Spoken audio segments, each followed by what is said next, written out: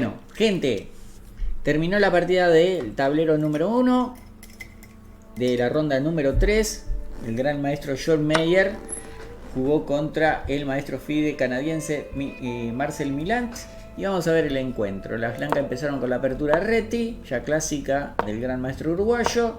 Y las negras utilizan una jugada ortodoxa con D5, ¿no? Se hace el fianchetto y tras caballo C6 las blancas tratan de provocar la defensa Tarrasch. Es verdad que el negro acá podía comer peón por peón y tras caballo D4 jugar E5, caballo C3, caballo C6, B por C6, pero acá después de C4 estamos en una defensa Grunfeld con los colores cambiados, con lo cual debe ser un poquitín favorable a las blancas.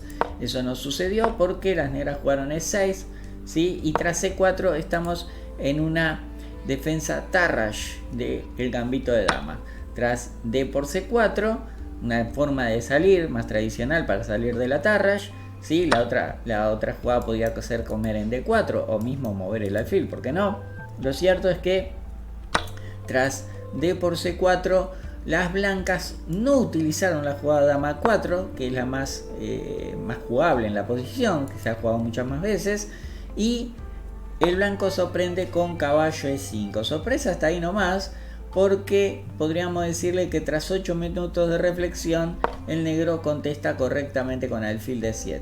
El blanco, lejos de ir a recuperar el peón, juega caballo A3, ¿sí? Sacrifica el peón central para obtener tiempos de desarrollo después de caballo a C4. Blanco tiene un peoncito de menos, pero este peón se ve que es bastante vulnerable.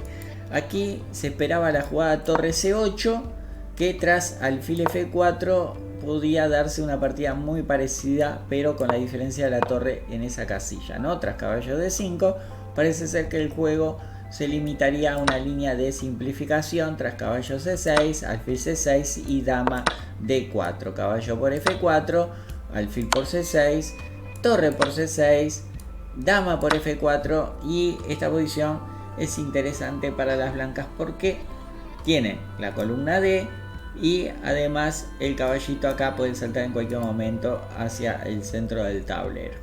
Nada de esto pasó, nada de esto, porque las negras jugaron alfil E7 y el blanco jugó alfil F4. Tras enroque, dama B3, tocando el mochuelito de B7. Parece ser que las negras podían haber jugado dama C8. Es verdad que siempre se va a obtener una posición interesante con caballo D7. Hay que tener en cuenta que tras dama D7, torre F1, la presión sobre D4 hará que ese peón tarde o temprano caiga en poder del juego de las blancas, ¿no? Con algún E3, aprovechando el motivo de la clavada. En su lugar, las negras innovan con caballo D5, pero la innovación les va muy mal.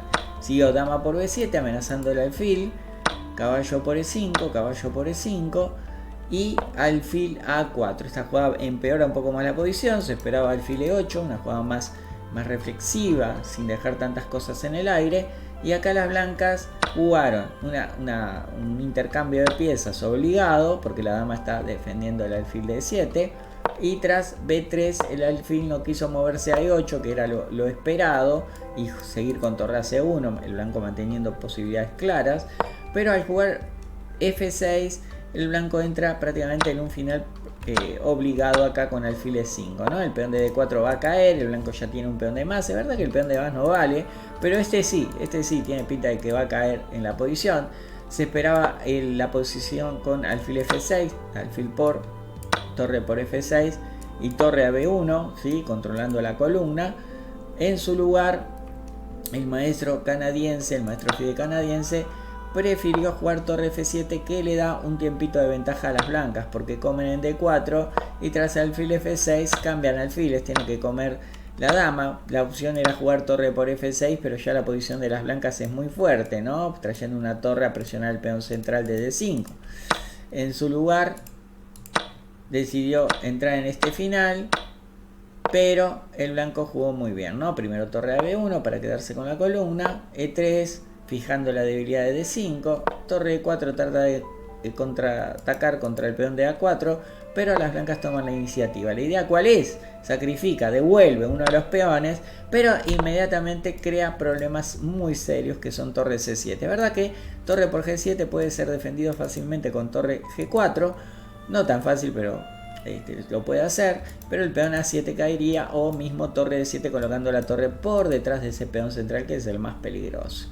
El plan de las blancas después de esto de torre C4 para evitar que la torre se active fue cambiar, y en vez de ir a comer el peón, ¿no? Que no estaría mal, pero viene torre C8 y el blanco tendría que rápidamente descender a la defensa, hizo la jugada primero de jugar con torre C7 por detrás del peón. Acá las negras están totalmente perdidas, porque en caso de torre D2 el blanco, bueno, acá puede avanzar el peoncito, o tras torre por A7, C3, torre C7, y en caso de torre por A2, torre por C3. Este final 4 contra 2 está totalmente ganado. Por si les queda duda, la otra opción contra torre C7 sería jugar C2, pero tras esto el avance del peón obligaría a la torre a tomar medidas defensivas y el peón de C2 caería. Final 4 contra 2, victoria de Meyer, y a mañana domingo esperar la ronda número 4. Este fue el resumen de la partida principal de el séptimo torneo Marcel Duchamp 300 años de Montevideo. Espero que les haya gustado.